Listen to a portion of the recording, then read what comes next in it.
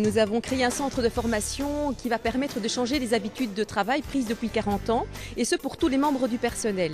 Alors l'impact se veut au niveau de la sécurité car nous manipulons des grosses machines, au niveau de la qualité parce que c'est une préoccupation permanente, et l'efficacité parce que les Brésiliens et les Chinois travaillent moins cher que nous et nous souhaitons en permanence pouvoir nous dépasser.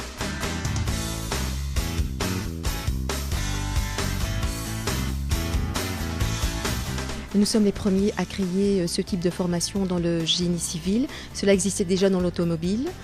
Nous marions l'intelligence des hommes à la technologie de pointe et l'un sans l'autre, cela ne peut pas fonctionner.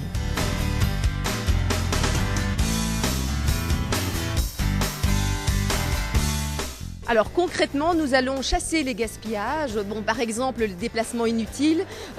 Parfois, le matériel n'est pas à proximité, ça crée des déplacements. Les temps d'attente, certains cours, d'autres attendent, donc ça bouscule le flux. Nous faisons parfois des tâches inutiles, nous refaisons du contrôle 5-6 fois alors que 2 fois ça serait suffisant. Donc c'est tous ces gaspillages que nous éliminons.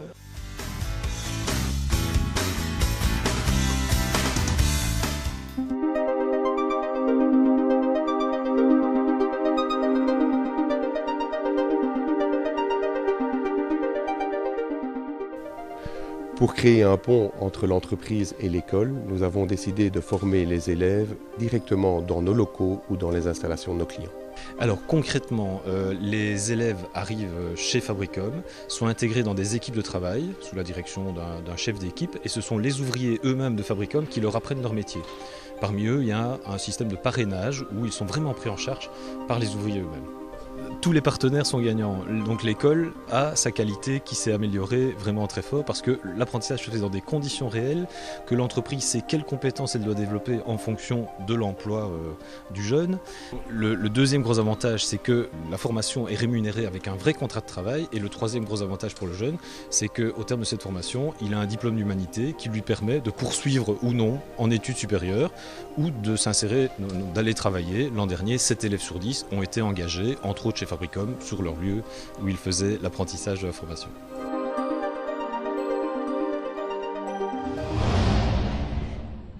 Je me trouve place de l'Université à Louvain-la-Neuve. Je vais me rendre à l'instant chez Climact, une entreprise qui réduit les émissions de CO2 des grosses entreprises.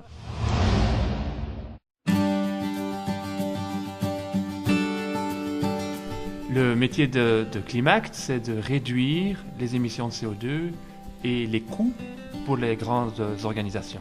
On travaille avec Solvay. Solvay, c'est une grande société en Belgique, très active dans différents métiers. Et on travaille dans la section plastique et pour le transport du plastique en Europe. Solvay nous a demandé de comprendre les émissions de CO2 qui étaient liées au transport et puis surtout de les aider à les réduire parce que ça leur permet de réduire leurs coûts et leur impact sur l'environnement. Et pour rendre ça très concret, plutôt que d'envoyer un camion depuis Madrid jusqu'à Stockholm, eh bien, quelles sont les implications en termes de coûts, en termes de CO2, si on le fait par bateau? Et on travaille donc avec eux pour optimiser l'ensemble de leur transport en Europe de la division plastique. Alors expliquez-moi votre projet avec Kone, cette grosse entreprise finlandaise. Avec Kone, on évalue les vols en avion et on travaille avec eux pour les réduire au maximum. Mais il restera toujours des vols en avion pour leur activité. Et là, on leur propose la solution de compensation. Et on permet donc à Kone de financer des éoliennes en Inde, qui sont un projet durable, un bon projet pour le climat. Notre métier, c'est d'agir, de trouver des solutions, pas tellement d'en parler, et au-delà de ça, de trouver des solutions qui font du sens au niveau économique pour les organisations.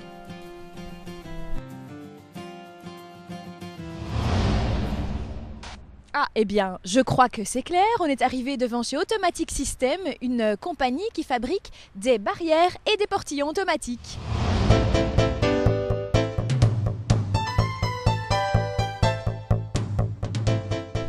Ce produit, c'est un portillon automatisé pour l'embarquement des passagers. Les passagers ont un titre de transport avec un barcode.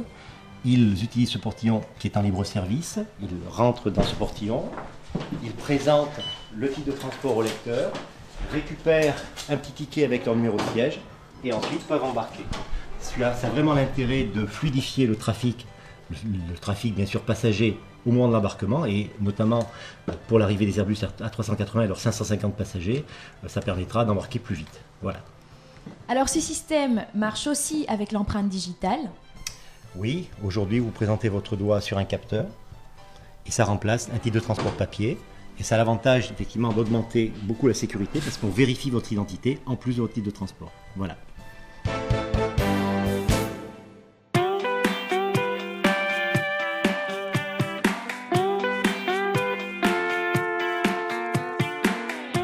Alors Codin, c'est le spécialiste de la protection des œuvres d'art. Codin protège le jour ce que les autres ne font que la nuit. À savoir, on arrive à protéger les œuvres lorsqu'elles sont en présence de public et pour empêcher qu'on ne les touche, qu'on ne les vandalise, que l'on leur fasse du tort. Chaque œuvre étant différente, on a besoin de différents types de protection. Il y a les détecteurs par infrarouge, les rideaux infrarouges qui protègent les objets qui sont suspendus au mur, par exemple des tableaux. Il y a les systèmes de mesure de variation de poids qui sont prévus notamment pour protéger des statuettes ou autres qui sont déposées sur l'équivalent d'une balance électronique, disons simplement. Il y a aussi la détection choc, vibration, inclinaison, déplacement qui se met derrière l'objet et que lorsque l'on a une tentative de modifier le positionnement de cet objet ou de faire des petites moustaches à la Joconde, on donne une information préventive. Il y a évidemment le cocon détecteur, le cocon électromagnétique qui est notre spécialité, qui englobe l'objet à protéger d'un champ électromagnétique invisible et je vais dire inviolable, dans lequel dès que vous pénétrez à l'intérieur de cette épaisseur autour de l'œuvre, vous allez déclencher une alerte pour donner une information la plus préventive possible. Les gens viennent chez nous pour trouver ce qu'ils ne trouvent pas dans leur propre pays. Donc ici, on a de la spécialisation. On protège notamment le Louvre, on protège le Palais des Beaux-Arts de Lille, le futur musée Magritte à Bruxelles et même les joyaux de la couronne d'Angleterre.